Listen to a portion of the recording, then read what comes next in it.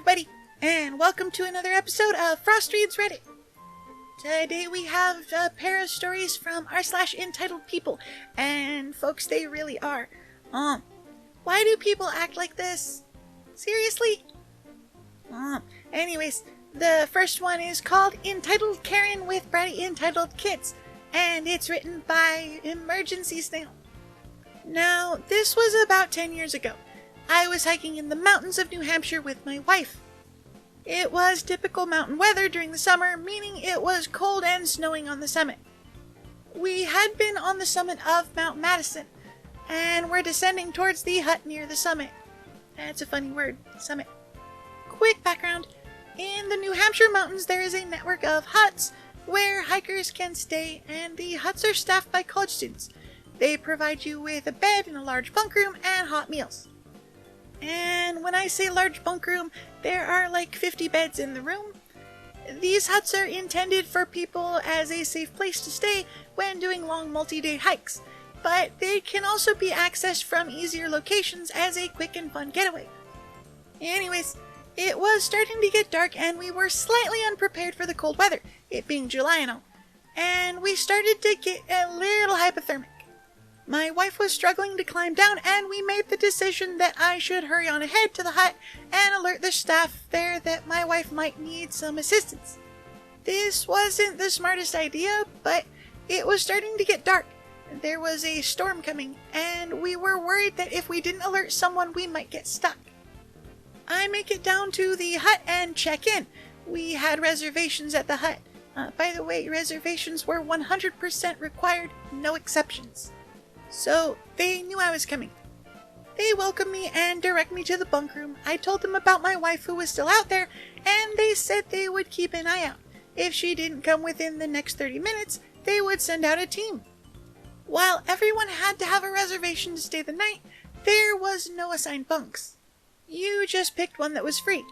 And since it was early still, about 6 p.m. or so, all that meant was you tossed your stuff onto a bunk to claim it. I went into the bunk room and couldn't find any open bunks. Now, I'm slightly hypothermic and not thinking straight. So I drop my pack near the door and walk out into the dining room where I pour myself a mug of hot chocolate. I am slowly warming up when my wife walks in, maybe 15 minutes later. She was in bad shape though, quite hypothermic and not at all able to think right. The staff get her blankets, convince her to take her damp clothes off, and pump her full of hot chocolate and gave her a bowl of hot chicken broth that they had going specifically for this purpose. While sitting there warming up, this woman sitting on the bench next to her says something like, "Yo, save some soup for the rest of us. You aren't the only one here, you know." We all kind of look at her like she's got 10 heads.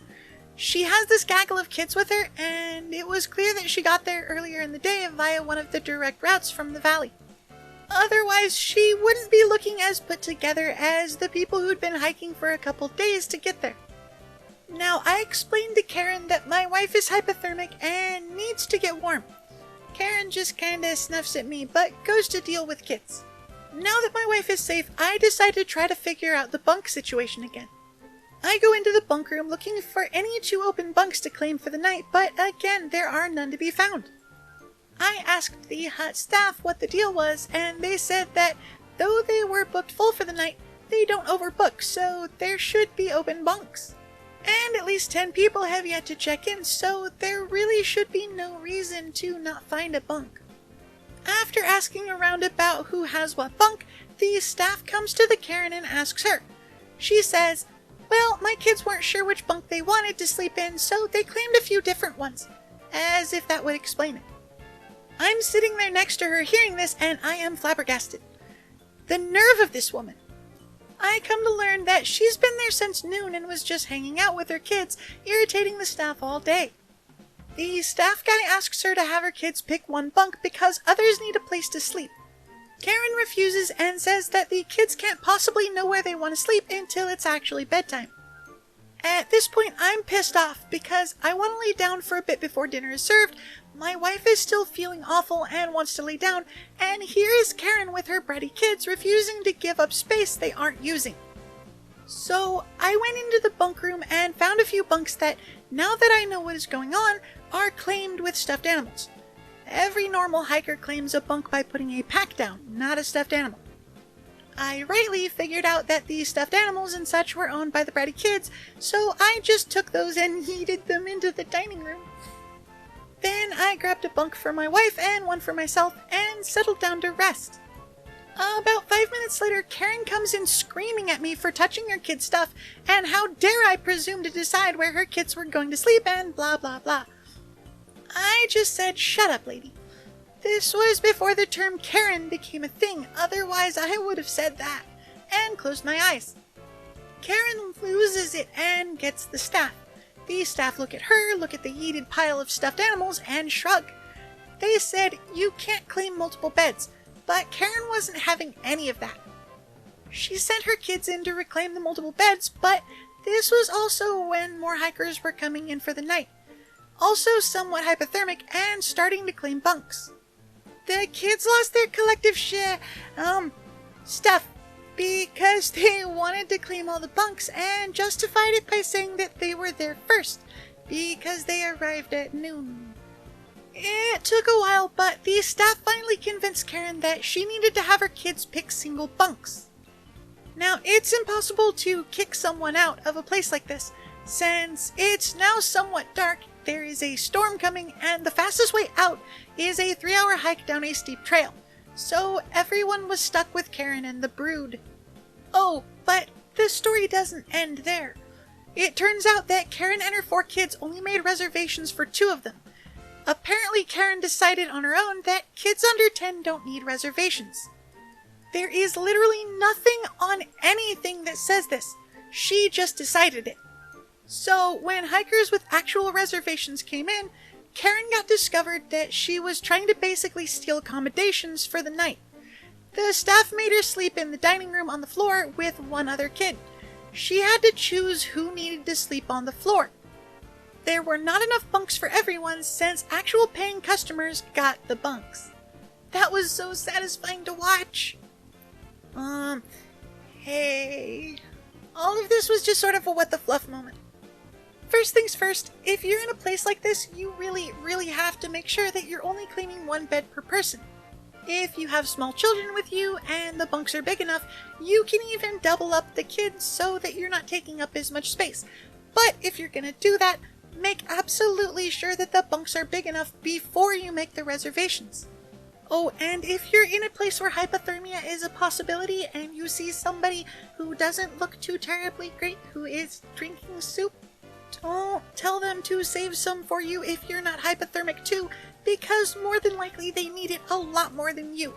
As for the Karen having to, choose which one of her kids got to sleep on the floor, I kinda wish I could have seen that. That sounds like it would have been amazing. Dinner and a show is kind of a thing, everybody. Honestly though, I really hope she made her oldest kid sleep on the floor with her, because if she made the youngest sleep on the floor, then that's just fluffing stupid. Anyways, the next one is called Funny Entitled Old Lady Tries to Pull One Over on a Judge, and it was posted by Kali Babali 126. I really hope I got that name right. This story happened when I was in elementary school when I was about 9 to 11 years old. My sis was about 5 or 6, and my brother was about 3 or 4. My mother encountered an entitled old lady who made us all laugh to this day if we talk about it. Now, to understand how we got to meet her, here's a bit of background. In August, my brother has his birthday, and my mom, up till a certain age, took us to a Sears for a photo. She did this for all of us, and we had to dress up and pose with a number. Well, that day we were all in our big van, and I remember that I was either reading or checking that my 2 special Britney and Rosie O'Donnell CDs. I don't know why I had Rosie, it was a gift. Britney was more favorable because of her music. I was checking to make sure they were in the pouch or changing a CD in my CD player. R/English is a thing.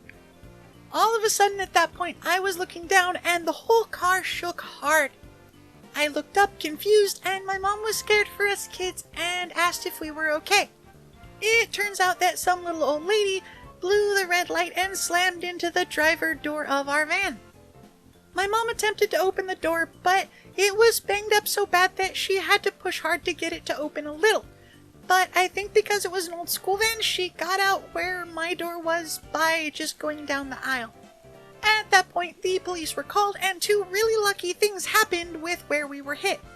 We were right around the block from the village hall where the firehouse and police were. And that was also where my grandmother works, so Mom called her to get us kids while she talked to the police. My mother let insurance take care of it, and we thought it was over. Wrong. A year later, my mom got a lawsuit from the entitled old lady who hit our car.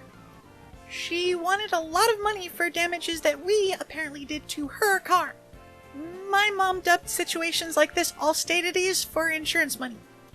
I thought it was weird when Mom mentioned it because the little old lady blew through a red light and hit us.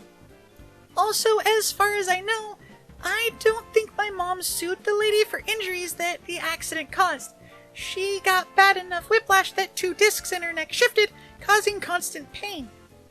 Well, our day in court came and the little old lady comes walking in with a cane, which she didn't have before. During the questioning, they asked her did she need the cane due to the injuries from the accident. The old lady's response made us all laugh when we heard it from Mom. She said, "No, I just felt like bringing it in today. I don't need it." Let's just say that she didn't get as much as she wanted from the lawsuit. I think they only paid out to fix the car and not the amount she wanted, but the only people who fully know are the insurance agency and the little old lady. Yo, people like this absolutely ruffle my fur. This lady waited a year to sue over a car crash she caused and then brought a cane to make it look like she had injuries. Then she decides to admit that she doesn't need it when questioned. She was probably hoping that the judge wouldn't actually ask that question and would just assume that it was because of an injury. I'm honestly amazed that this lady got any money at all, especially since she was trying to manipulate the judge. I'm also kinda surprised she didn't get thrown in jail. Anyways, that's it for this one. I hope you guys like the stories, and if you want to leave a comment down below, let me know what you guys think about them. Anyways, until next time everybody, bye! Oh yeah, I want to show our patrons some love too because they're awesome. Their contributions help us to afford all the neat stuff we use to record. So thank you. And if you want to become a patron too, you can click the link down in the description. You'd really be helping the channel out, and you'd get a couple nifty goodies too. Anyways, if you made it this far in the video, then yay, you're amazing. By the way, subscribe. Please don't make a foxy bag.